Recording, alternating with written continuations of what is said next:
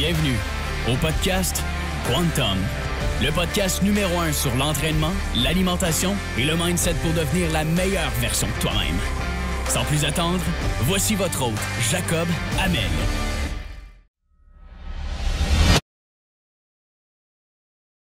Comment c'était ça, si on ramène à ça à l'Olympia? Pour ceux qui ne connaissent pas l'Olympia, c'est le Super Bowl du fitness. Ça, c'est le plus gros. C'est les Olympiques, exact. Ouais, c'est les Olympiques de mon sport, ouais. Olympia, c'était magique. Tu es dans les meilleurs. À cette époque-là, on était 40. Parce qu'en fait, c'est vraiment difficile parce que pour aller à Olympia, il faut gagner un pro show. Fait que s'il y a 30 filles qui se présentent, il faut que tu fasses première de ta catégorie pour avoir la passe pour aller à Olympia. Fait que c'est vraiment difficile, là. Puis les filles, ce qu'ils font, c'est qu'ils font des compés. Puis là, c'est que plus que tu te fais voir, plus qu'ils vont donner des points, puis à un moment donné, ils vont te donner ta chance. Puis c'est sûr que ça reste que si ton physique n'est pas beau, il n'est pas symétrique ou tu n'as pas rien, mais c'est vraiment de te faire voir. Puis ils veulent que tu fasses des compés, parce que c'est bon pour la FBB. Ils veulent te voir, Mais en fait, j'en étais où avec ça, là? Mais c'est ça. Moi, j'en faisais, mais je pense que le plus que j'ai fait, c'est 6 par année, là.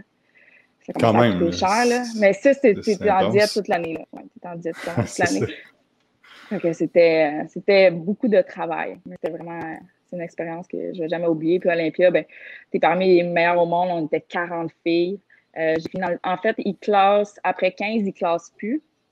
Fait que c'est des call-outs. Fait que les 5 premières qui sortent, c'est dans le premier call. Les 10 premières, deuxième call. Les 15.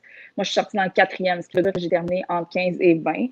Mais après 15, ils ne classent plus. Fait que j'ai fait un top 20 au monde en 2016. Dans les meilleurs au monde de mon sport. Fait que c'est quand même pas rien. Fait que c'est une expérience c'est toutes tes années d'effort, là. C'est 8 ans de travail intense. C'est vraiment très gratifiant, là. C'est une expérience que je ne vais jamais oublier, là. C'est quoi que ça prend? C'est que s'il y a une formule ou une recette pour une fille qui veut faire du bikini ou un gars qui veut faire du bodybuilding de haut niveau, y a-t-il une recette, tu penses, soit au niveau des skills, soit au niveau du mindset, soit au niveau génétique? Comment tu vois ça? Premièrement, ça part tout de ta tête. N'importe quoi, ce que tu fais part de ta tête. Fait que si ton mindset est en fonction de ce que tu veux faire, tu vas y arriver. Il faut juste que tu y crois vraiment, puis que tu lâches pas, puis que tu continues. C'est comme dans n'importe quoi. C'est que les gens, souvent, ils vont arrêter, puis ils sont rendus, mais ils lâchent. Fait que si tu as des objectifs, si tu es constant, puis que tu te mets des buts, puis que tu vas te rendre. Je suis convaincue, là. L'important, c'est d'être passionné. Je pense que c'est la passion. Dans n'importe quoi de ce que tu fais, si tu es passionné, tu vas réussir, là. Puis à quel point tu dirais que la génétique est importante dans un sport comme le bikini? Je pense, pour vrai, là, tu peux faire ce que tu veux. Ce que tu veux, je pense que tu peux le changer. Oui, tu as une génétique, mais je crois pas vraiment ça, là, parce que j'ai tellement changé mon corps, puis je trouve que c'est des excuses un peu ce que les gens se donnent, là, en général, là. Parler de mission de vie, je pense que, comme tu m'as dit avant qu'on commence, il y a beaucoup de monde qui se met de la pression sur trouver ta mission de vie, pourquoi tu le fais, puis c'est quoi tes objectifs. Tu sais, si tu suis moindrement du monde de mindset sur les réseaux sociaux, c'est il faut que tu te mettes des objectifs 1, 3 ans, 5 ans, 10 ans, il faut que tu saches exactement où est-ce que tu t'en vas. Faut que, un peu comme moi, je me souviens au secondaire, j'avais gros de la pression à savoir qu'est-ce que je vais faire dans la vie. Puis là, comme OK, il faut que j'aille au cégep, c'est pas trop, tu sais, mais on dirait que plus ça va, plus même avant, je pense que le monde le vivait beaucoup au secondaire, mais là, le monde commence à le vivre toute leur vie, de dire comme à 30 ans ou à 40 ans, de se dire OK, mais je pourrais faire d'autres choses. Tu sais, c'est quoi que je veux faire idéalement? Je pense que dans le fond, la question, c'est un peu comment gérer cette espèce de pression sociale-là, de trouver son X, puis des choses comme ça. Exact. De pression interne. La première des étapes, c'est, je dis au monde, d'éliminer de base l'impression que tu dois figure out ta vie. Tu sais, une mission de vie, ça peut devenir c'est quoi ta mission de l'année, puis l'année prochaine, on trouvera ta mission de l'année prochaine. Puis à ce moment-là, il y a des gens qui me disent avec une forme de résistance qui est tout à fait normale, mais Manu, si je veux devenir expert dans quelque chose, il faut que je trouve mon thing, tu sais. Puis Ça, je réponds, même si tu passais les 10 prochaines années à juste aller dans 10 domaines dans lesquels finalement tu n'es pas heureux puis quoi que ce soit, ben, au bout de 10 ans, tu vas avoir 10 ans d'expérience en quoi ne pas faire pour être heureux puis tu vas pouvoir vendre un livre là-dessus. Parce que les erreurs, ça a de la valeur aussi. Fait que genre, worst case, là, devient la personne qui fait le plus d'erreurs au monde puis il vend le livre genre du top 100 des erreurs puis genre, moi, j'ai gâché ma vie, faites pas la même chose puis finalement, à 60 ans, tu fais le plus gros coup de cash ever, tu sais. Fait qu'il y a toujours une possibilité de se reprendre, de se rattraper. Puis surtout, c'est très, très, très énergivore de penser qu'avec tout ce qu'on a accès justement comme possibilité, qu'on va réussir à figure out quelque chose qui devrait être assez stimulant pour nous sustain pendant jusqu'à la retraite ou même jusqu'à notre mort, tu sais, parce qu'à cette heure, avec Internet, tout ça, il y a tellement de métiers qu'on peut faire littéralement jusqu'à la toute fin. Fait que si le monde a de la misère avec leur mission de vie, puis tout, je leur dirais, c'est quoi ta mission de la semaine? C'est quoi ta mission du trimestre? Qu'est-ce que tu as le goût de faire là? Qu'est-ce qui te stimule là? Puis il y a un de mes collègues et amis, Daniel Blouin, qui dit follow the firework. Genre, s'il y a quelque chose dans toi qui pop, qui pétille, que tu dis hey, ça, là, tu sais, oh non, c'est con, là, je peux pas, ça marchera pas, tu sais, j'aimerais ça enseigner le tricot au cheval, tu sais, ça n'a pas de... Mais Chris, fais-le, genre, essaye. Ben, mauvais exemple, là, mais non, même pas. Fais-le, mais fais-le juste une journée, tu vas te rendre compte par toi-même. Ça s'appelle l'expérience. Mais tu sais, ça vaut la peine. Blague de cheval. Donc, hey, c'est tellement drôle parce que... J'espère que mon gars de vidéo va mettre ça comme highlight de l'intro du podcast. S'il te plaît, Hugo. Merci. J'aimerais beaucoup. Et on rappelle aux gens de se désabonner de ma chaîne. Sentez-vous bien à l'aise.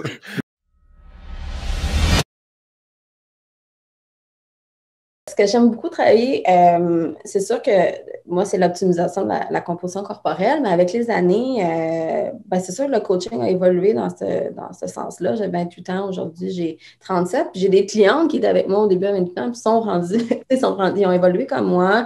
Au début, c'est ça, ils ont fait des compétitions, puis là, ils ont eu des enfants. Puis là, comme on se suit là-dedans. Puis ce que je me suis rendu compte avec le coaching, ce que j'aime travailler avec les femmes, c'est d'adapter selon leur phase. Puis d'adapter leur nutrition, d'adapter leur entraînement, leur mode de vie, même les suppléments selon la phase qu'est-ce qu'ils vivent en ce moment. Et ça, j'appelle ça ma méthode d'adaptation des phases. C'est le numéro 1. Puis j'ai compris que c'était grâce à ça que j'ai peut-être pu traverser les années, pas toujours au top de ma shape, puis les gens seraient surpris comment je fais pas tout le temps 1 heure d'entraînement là, à suer, puis tu sais, je calcule pas toujours mes macros, puis mais ça, c'est savoir comment adapter. Puis quand tu poses la question de dire, moi j'ai beaucoup de...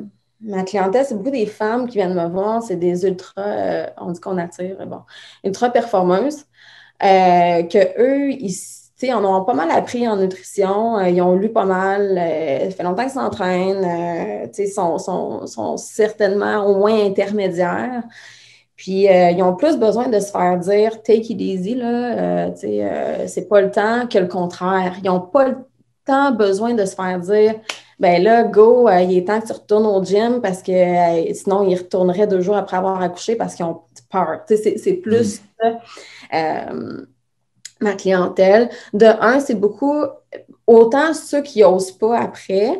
Premièrement, tous les accouchements sont différents. Fait qu'il faut vraiment prendre en compte l'accouchement, puis aussi comment la femme se sent après.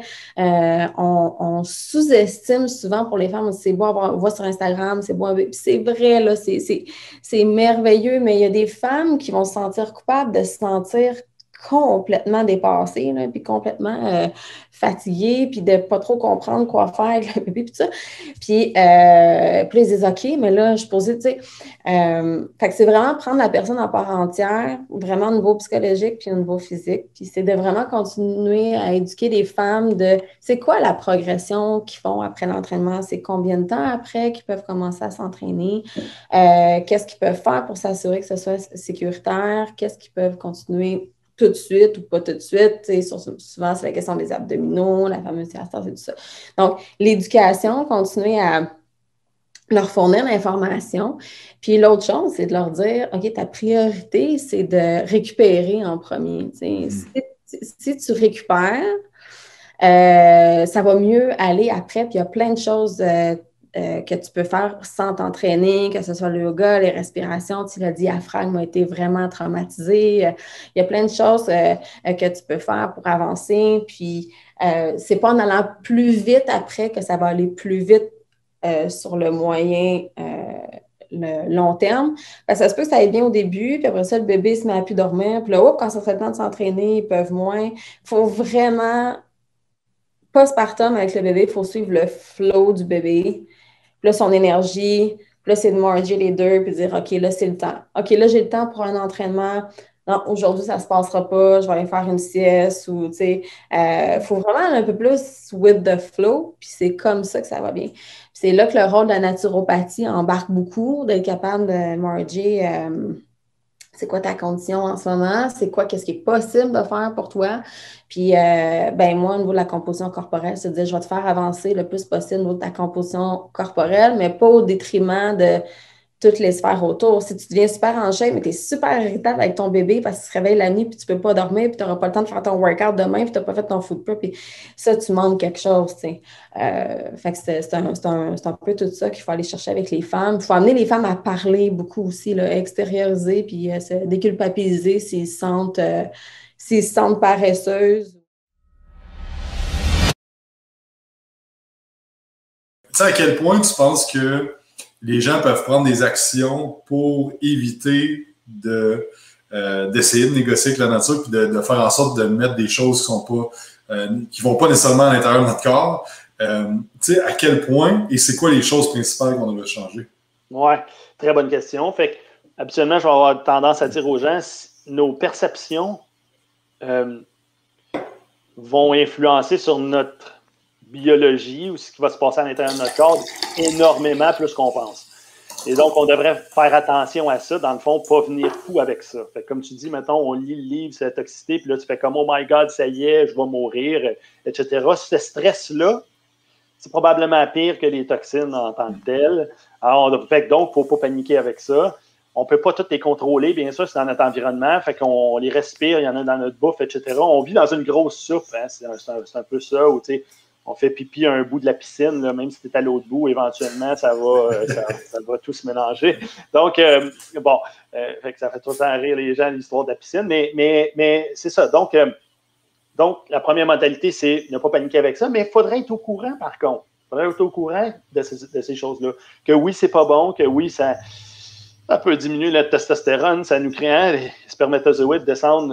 On a perdu 50% chez les hommes depuis les années 50. Fait que, on s'en va vers l'extinction, là, tranquillement, pas vite. Puis c'est pas mal reconnu que les toxines jouent un rôle là-dedans. Donc, oui, ça joue un rôle et ça joue un rôle important dans notre santé. En même temps, on ne peut pas tout le contrôler. Ce qu'on ne peut pas contrôler, on devrait se relâcher de ça.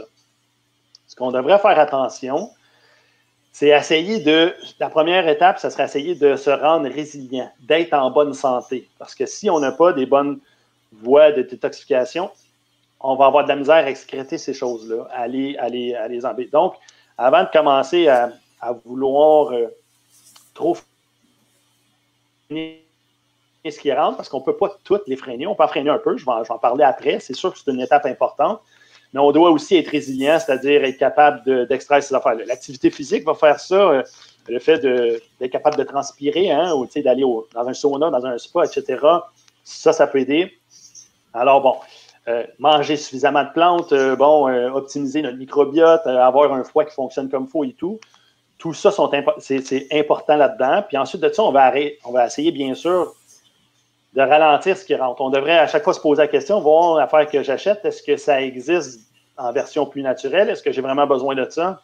Et est-ce que c'est chimique? Est-ce qu'il y en a des polluants là-dedans? Donc, ça peut être bien de lire certains livres là-dessus pour s'informer. On devrait faire attention au plastique, entre autres. C'est probablement une des affaires numéro 1. On devrait filtrer notre eau du robinet. Il y a énormément de toxines dans l'eau du robinet. Alors, la plupart, aujourd'hui, hein, les gens ont des frigos, une certaine qualité de filtre là-dedans. Ça serait comme un minimum. Sinon, d'avoir une espèce de machine qui suppose inverser ou autre, qui est capable de filtrer notre eau. C'est quoi le nom de celle que tu as, le Big Berkey? Oui, Berkey, B-A-R-K-E-Y. Alors, c'est un bon rapport qualité-prix, puis c'est pas en plastique, hein, c'est pour ça aussi que j'avais pris celle-là, fait que c'est en acier inoxydable, hein, on voudrait avoir soit de l'acier inoxydable ou du Pyrex, hein, pour nos et essayer de bannir les plastiques. Bon, surtout ne pas chauffer, bien sûr, les plastiques. Et on le voit des fois, hein, plusieurs personnes probablement mangent des espèces de plats déjà cuisinés de certains services de traiteurs. Hein, ils te mettent ça dans un plat de plastique. Il y en a qui font juste enlever le plastique sur le dessus, ça accède dans le micro-ondes de même. Là, tu fais comme, qu'est-ce que tu fais là? C'est parce que...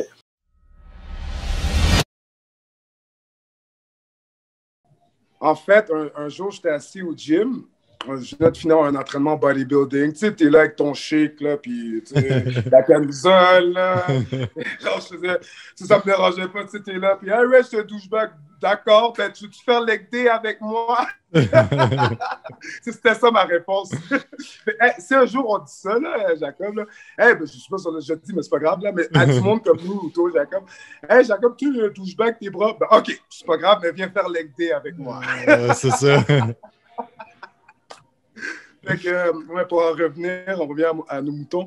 J'étais assis au gym, puis j'ai un ami, Vincent, il me dit « Yo, man! » Il dit « Yo, on s'en va à un cours de yoga. » Je suis comme « Cours de yoga? » Là, il me dit « Ouais, du yoga show. » Je suis comme « Tu sais, là, je suis mon macho. » Je suis comme « Yoga show, je ne vais pas faire cette affaire-là. Qu'est-ce que tu me dis là? C'est pour les filles, tu sais. » Là, il est comme « Regarde, Red, je pourrais juste viens essayer ça. Tu vas voir, c'est vraiment nice. » Puis là, il était comme...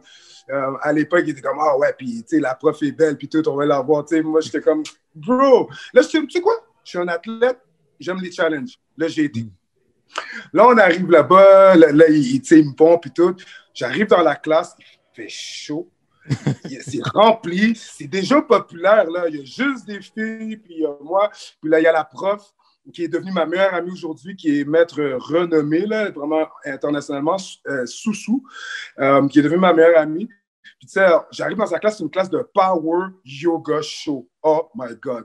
As-tu déjà fait du yoga show? Non, j'ai jamais fait de yoga en général. OK. Bro, ça a été un des moments les plus infernales dans ma vie, question comme entraînement. Excuse-moi, c'était fou.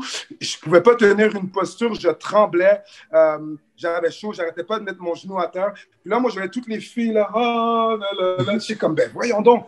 Voyons, puis je te le dis, là, c'est dur. Puis des fois, on relate avec les gens leur première expérience de yoga show dans une bonne école, tu sais, que ce soit Idolem, que ce soit Asha. Fait que, moi, yoga is unity. Fait, bon, on peut charlotte n'importe quel studio de yoga. Fait que, tu sais, n'importe qui sait que c'est très difficile.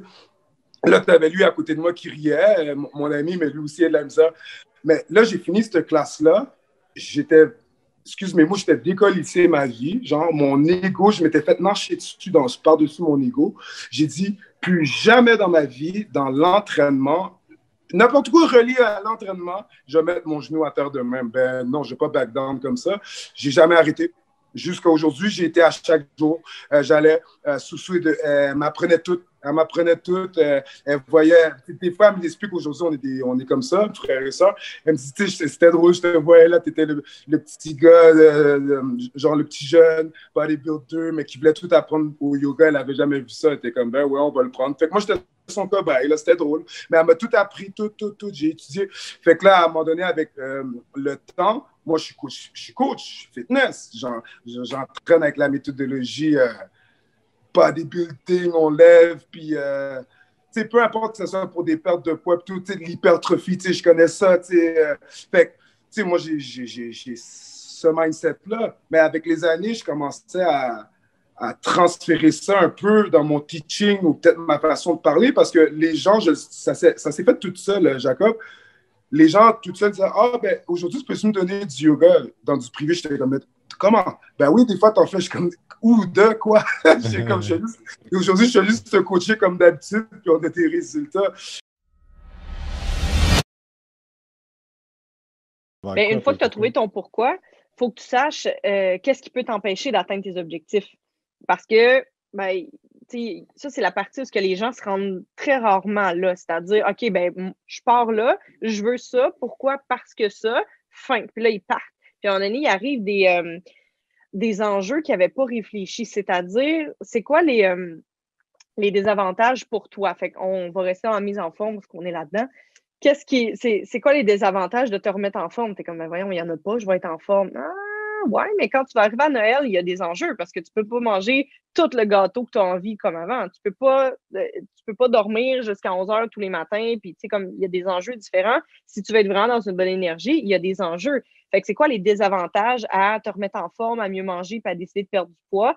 Ben, je vais peut-être pouvoir aller moins souvent au restaurant. Peut-être que je vais pouvoir moins prendre d'alcool. Tu sais, il y a ces enjeux-là. Pas que ça bloque, c'est juste que c'est important de les savoir. Fait qu'à partir du moment où ta liste est faite, c'est quoi mes désavantages et c'est quoi les désavantages pour les gens autour de moi? Parce que, exemple, tu es en couple, puis toi, tu décides que tu te remets en forme, là, big time, là, que tu changes tout. Écoute, tu refais une épicerie complète, tout est différent. Plus d'alcool, plus de ci, plus de ça, puis tu deviens végétarien par le fait même, mettons, pour aller une coche au-dessus de la difficulté. Peut-être que ton conjoint, ta conjointe n'est pas tout à fait all-in à faire la même chose que toi. Fait qu'il faut réfléchir aux désavantages pour les gens autour de toi. Si tu décides de manger du tofu puis des carottes pour souper, puis ton chum, lui, a envie de manger du steak puis des brocolis, ben il y a un enjeu qui va être là. Fait que c'est pas que ça va te bloquer puis ça va t'empêcher. C'est juste que c'est important de réfléchir aux enjeux. Puis dans les gens qui ont des jeunes familles, tu sais, il y a, OK, ben on mange de la viande, des légumes tout le temps, mais les enfants ont envie de manger du macaroni à la viande. Fait qu'il faut quand même que tu regardes c'est quoi les désavantages. C'est quoi les désavantages à, ben, les deux, je sais pas, moi, les deux décident de se remettre en forme en couple, mais la garderie ferme à 5 heures, puis les deux finissent de travailler à 4h30. Qui s'entraîne quand? Comment ça se passe? Fait que c'est pas que c'est impossible, c'est juste qu'il faut vérifier les désavantages de chaque côté. C'est quoi mes désavantages et c'est quoi les désavantages pour les gens autour de moi? Alors ça, c'est vraiment bon parce qu'il va toujours arriver quelque chose. Puis je pense qu'une des choses que cette année, que la situation actuelle qui a plus stressé les gens, en tout cas, personnellement, je vais parler pour moi, mais quand ça a fessé la première shot qu'il faut fermer, tu sais, j'avais pas de plan. J'avais pas un plan que je pouvais sortir de mon cartable de dire plan de pandémie. Ah, OK, je sais exactement quoi faire. Tu sais. On était tous comme pris au dépourvu, mais je pense que c'est toujours important d'avoir des plans de ce qui va arriver. Fait que si tu sais que te remettre en forme, ça va faire en sorte qu'il va falloir que tu aies tes lunchs toujours, il va falloir que tu sédules ton entraînement, mais tu t'attends à ce que ça se peut qu'il y a des fois que je vais être en retard, donc peut-être me mettre des plats congelés dans mon congélateur, que c'est mon backup, puis de trouver des solutions. Je pense que c'est vraiment bon de toujours planer pour qu'il peut y avoir des obstacles. Totalement. De là, l'importance d'avoir un bon pourquoi.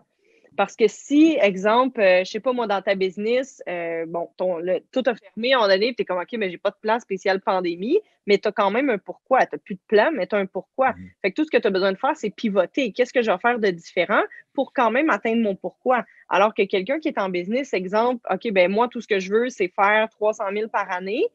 OK, ben là, le gym est fermé, on ne peut plus faire d'entraînement ou peu importe quoi. OK, mais qu'est-ce que je fais? OK, ben comment je fais pour faire 300 000? Il faut que je trouve une autre stratégie. Alors que quand ton pourquoi, c'est créer un impact majeur dans la vie des gens, optimiser leur santé, tout ça, ben tu trouves d'autres stratégies, puis tu fais probablement encore plus d'argent et où c'est différent, mais au moins, tu as juste eu besoin de pivoter en étant aligné sur ton pourquoi. Fait que la journée où est-ce que c'est difficile de te remettre en forme, tout ça, ben, ton pourquoi, c'est parce que je veux être un bon modèle, parce que je veux avoir de l'énergie, parce que je veux prendre soin de moi, puis j'ai pas le temps d'aller m'entraîner, ben, tu vas trouver une stratégie différente que juste abandonner parce que ton pourquoi est assez fort. Fait que tu vas juste avoir besoin de pivoter parce que ton pourquoi il est là. Il y a aussi le fait qu'on entend souvent que le cardio va augmenter le cortisol puis que le cardio peut faire prendre du gras. Je sais pas si tu as déjà entendu ça. Tu sais, Charles King parlait beaucoup de ça. Le fait que le cardio augmente le cortisol. Je suis curieux de savoir ton opinion là-dessus. Puis, est-ce que c'est bon, est-ce que c'est mauvais? Puis, est-ce que réellement le cardio, ça va faire prendre du gras? Ben, est-ce que le cardio va faire prendre du gras? On a cette idée-là que les hormones vont être ces êtres absolus qui vont contourner toutes les lois de la chimie, genre. Tu sais, puis t'arrives à un impact où t'es comme, ouais, je comprends que le cortisol est important dans le corps, mais les lois fondamentales de la thermodynamique, là, tu sais, c'est quand même assez ancré dans la science, ces affaires-là. Puis t'arrives à un impact où est-ce qu'on pense que les hormones peuvent contourner des affaires. Est-ce que le cortisol, en l'absence d'énergie, peut créer une perte de gras? Ça serait ça la question. Dans le fond, l'idée, c'est que si t'es pas en surplus énergétique, right? C'est ça l'idée. Si t'es pas en surplus énergétique, c'est pratiquement impossible où il n'y a rien à penser que le cortisol peut magiquement contourner les réserves de, tu sais, la gestion de l'énergie là, sur une échelle de priorité dans la vie, tu sais, rester en vie, c'est quand même important pour le corps humain. Là. Fait que ça serait quand même relativement improbable que le cortisol réussisse à contourner ça. Où est-ce que ça devient intéressant? Puis là, c'est encore le même problème qu'avec la science avec le cardio à jeun, c'est que c'est souvent des études qui sont mal interprétées, dont une que j'adore vraiment beaucoup, qui s'appelle Blackburn et Al. Puis Blackburn et Al, cette idée-là, elle vient de là, parce que je fais ma longue parenthèse, puis je reviens là-dedans. Blackburn et Al, qui est 2008, si je me rappelle bien, c'est une étude qu'eux autres, qui ont juste classé, ils ont fait une perte de gras par le cardio. Fait qu'ils ont fait vous mangez à peu près ce que vous voulez, puis après ça, ils rajoutent un déficit de, je ne me rappelle pas le nombre de calories, 200-300 calories qui sont sur le cardio. Puis eux autres, ils regardaient pas vraiment si le monde prenait du poids ou non. La seule chose qu'ils regardaient, c'est s'il y avait une compensation dans l'alimentation. Puis ça, c'est un phénomène qu'on voit vraiment, vraiment souvent, qui, quand tu penses à ça, est super logique. Tu brûles plus de calories, tu as une plus grande dépense énergétique, ton corps a tendance à monter ta faim, monter ta satiété, monter ton appétit, puis faire que tu manges plus, genre. Puis ça, c'est un phénomène qui est quand même relativement backé dans la littérature. Fait que je pense que ça vient de cette idée-là que si tu fais un déficit énergétique juste par le cardio, tu vas avoir des compensations qui vont être potentiellement contre-productives sur ta perte de gras. C'est pas nécessairement pour dire que tu vas prendre du gras.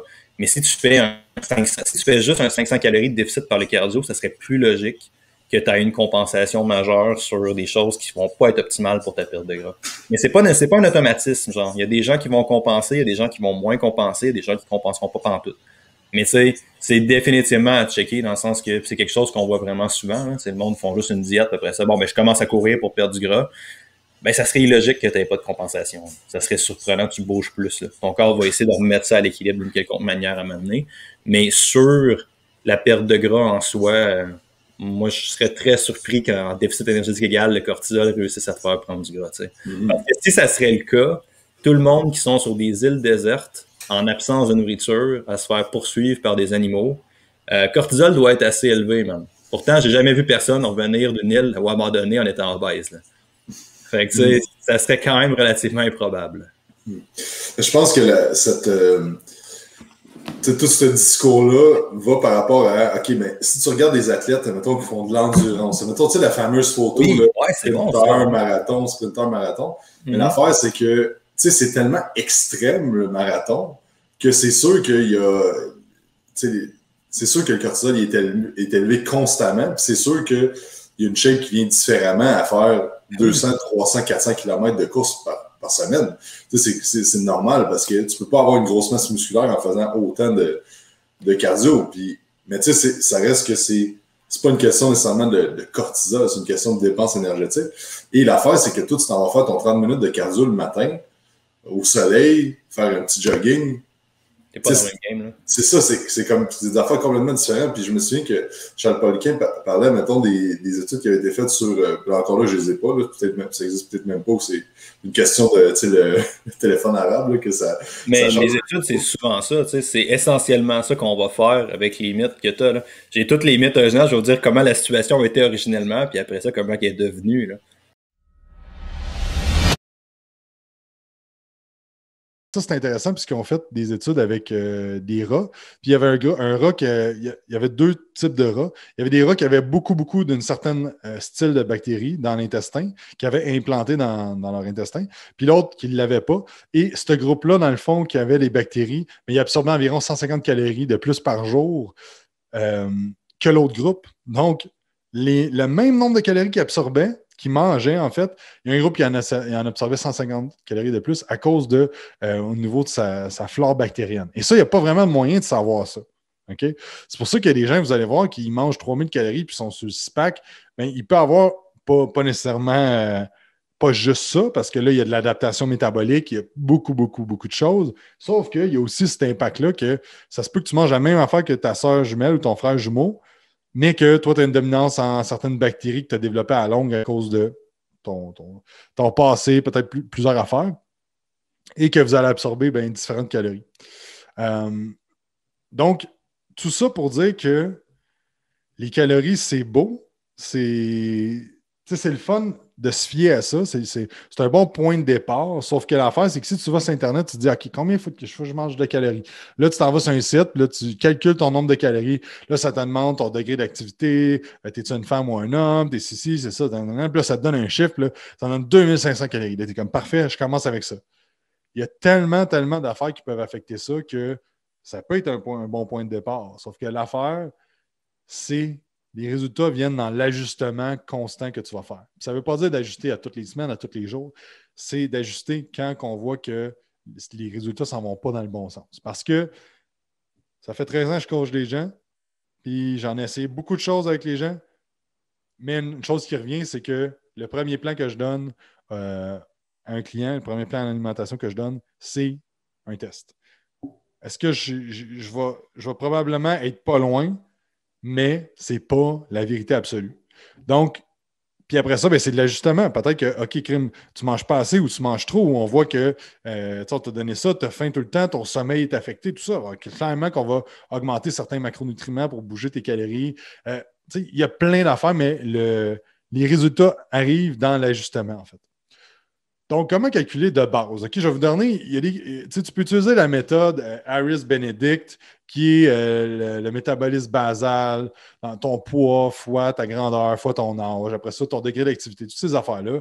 Sauf que c'est compliqué un peu pour rien et je trouve que ça vient des fois avec des chiffres que ça n'a pas vraiment rapport parce que si tu n'as pas un pourcentage de gras qui est très qui est comme optimal, si on veut, à l'entour de 10% chez un homme, ben ça va être trop souvent. Donc, la méthode qu'on utilise, nous, c'est que quand les gens sont en bas de 15%, pour gagner la masse musculaire, on fait le poids corporel x 15 à 20. Pour une maintenance, on va faire le poids corporel x 12 à 14. Puis pour une perte de gras, ben, on va utiliser le poids corporel x 9 à 10.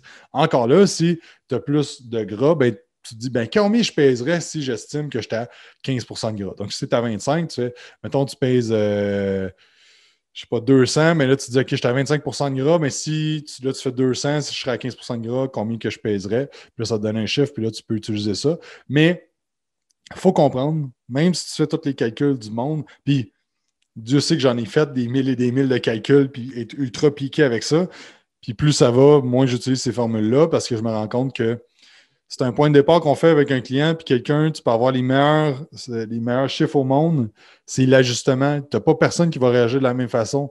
Tu peux avoir deux jumeaux encore là qui vont prendre une nutrition, ils vont avoir deux résultats complètement différents. Donc, c'est vraiment important de comprendre que les calories, oui, c'est important.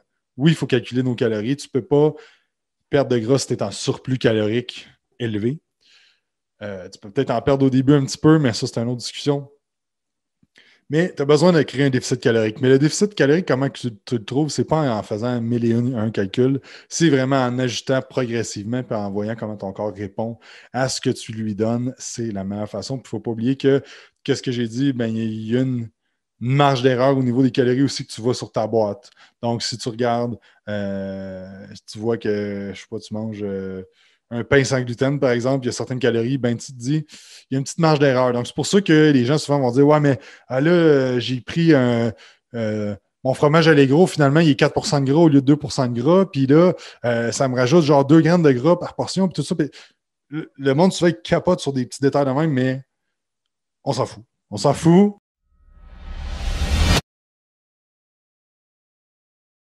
C'est un livre qui est complémentaire à le livre de Frédéric Delavier, Le guide des mouvements de musculation, qui a été vendu à des millions d'exemplaires. Les dessins des gens étaient dessinés, on voyait les muscles, puis le visuel était top. Là. C'est un très bel artiste que Frédéric Delavier est.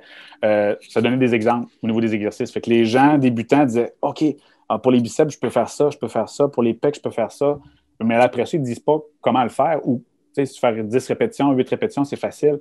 Mais c'est un peu, là, c'est les deux combinés. Fait que tu prends le livre de la vie, il y a plein d'autres livres de musculation aussi, parce que tu dis, ah, OK, je pourrais faire je vais faire un squat, justement.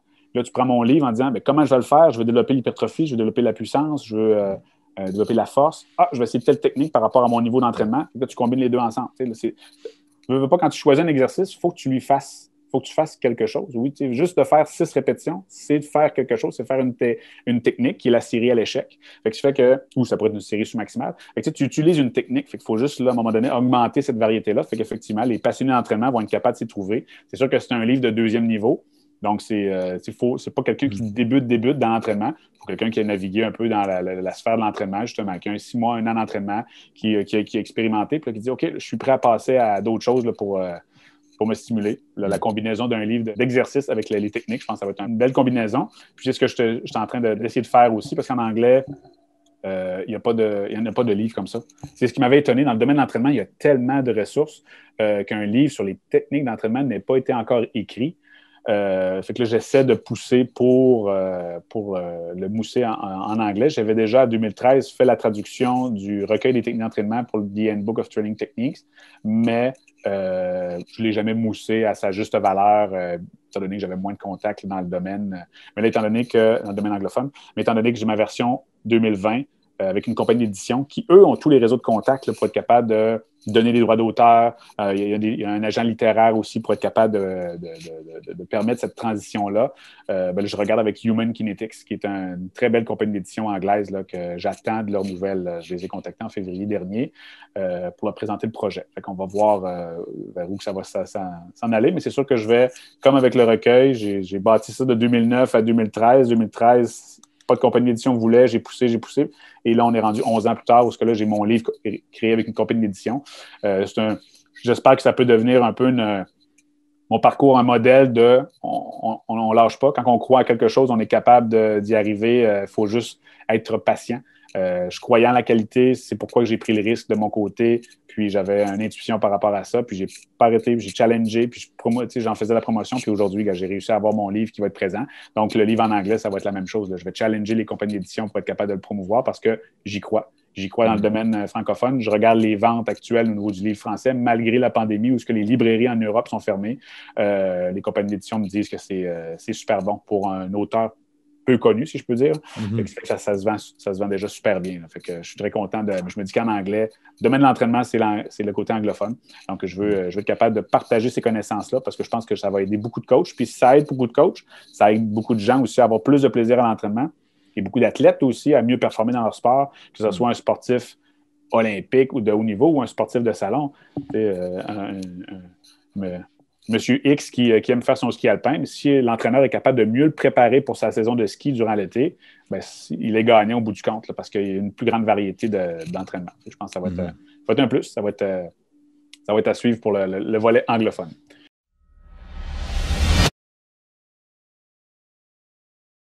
Présentement, tu penses-tu que justement le monde ne font pas assez de force et ça les aiderait, ou vu que le style de jeu a changé, ils sont mieux de focusser justement un peu plus sur les skills et la vitesse?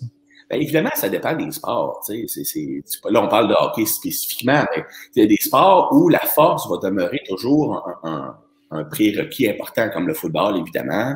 Tu penses à tous les sports où il y a tu amènes un adversaire par terre, la force va aider. La force, c'est une qualité physique de base. Je pense pas que tu peux être trop fort. Okay?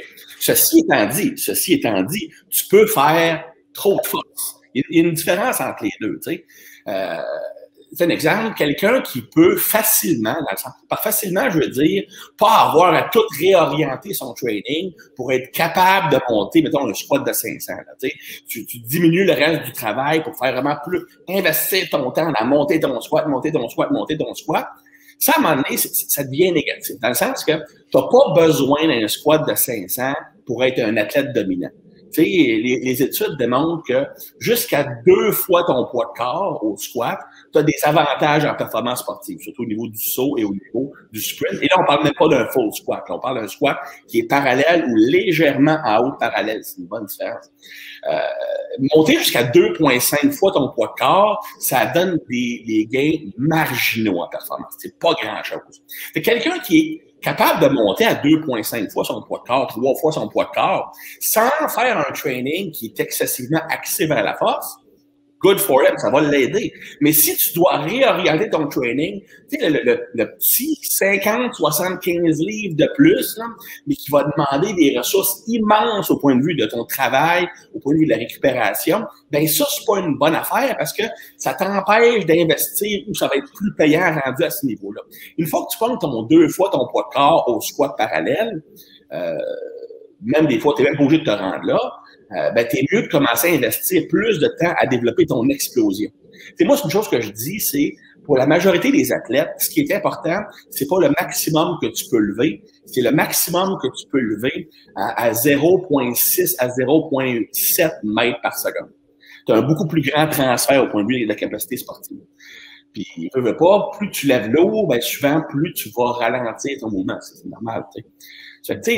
Tu peux pas être trop fort, mais tu peux faire trop de travail de force. Ça, c'est bon. Tandis qu'au hockey, regarde, faut pas oublier une chose. Okay? La force, dans la majorité des sports, ou dans la majorité des activités impliquées dans le sport, c'est un outil pour être plus puissant. Et la puissance est un outil pour être plus vite. Mais l'objectif final, c'est la vitesse. Et si investir plus de temps en force dit que soit à cause de la fatigue neurologique, soit à cause de patron moteur qui va favoriser une contraction plus lente, soit dû au fait que tu ne peux pas investir autant de temps en puissance et vitesse, ça entraîne une baisse de ta vitesse ou ça entraîne une stagnation de ta vitesse malgré une dépense à l'entraînement qui est élevée, ben pour moi, c'est pas un bon investissement. Puis, on parle tu as parlé de force, de vitesse, de puissance. C'est quoi les plus grosses erreurs que tu vois, les plus gros mythes que tu vois dans le milieu athlétique que peut-être ça fait longtemps ou que c'est nouveau qu'on parle de ça? Là? OK. Ben, je te dirais que, en partant, pour moi, puis encore là, regarde, quand je dis les plus grandes erreurs, il ne faut pas oublier, moi, je pense que la majorité des erreurs, OK, c'est des choses qui peuvent être potentiellement bonnes, mais qui sont poussées à l'extrême. Je sais que tu voulais parler d'un exemple des agility ladders. Okay? Pour ceux qui ne savent pas c'est quoi, ça ressemble à c'est comme une échelle que tu mets par terre, puis tu fais des drills avec tes pieds, 2 pieds dans chaque, 1 pied dans chaque, en croisé, whatever, plein de façons de le faire pour bâtir l'agilité. Bon, tu sais, l'agility ladder en tant que tel, c'est pas mauvais, dans le sens que ça prend quand même à bouger. Ça augmente ton bagage d'habilité motrice. Tu es capable de bouger tes pieds dans une direction différente, d'ouvrir tes hanches, de fermer tes hanches. Et par expérience, j'ai non seulement entraîné des athlètes, j'ai coaché aussi au football au niveau secondaire et collégial. Par expérience, ceux qui étaient meilleurs dans les agility ladder, parce que souvent ils étaient dans les warm-up drills, étaient normalement plus agiles sur le terrain. Ceci étant dit, ça devient problématique quand les personnes voient les agility ladders comme quelque chose de spécifique au sport. Okay? Tu ne devrais pas développer des habiletés sportives avec les ladders ou avec des cone drills, ou des réactions à un cône, ou tu sprints vers un cône puis tu vas vers le deuxième cône, whatever, des choses comme ça, parce que c'est pas ce qui se passe en match.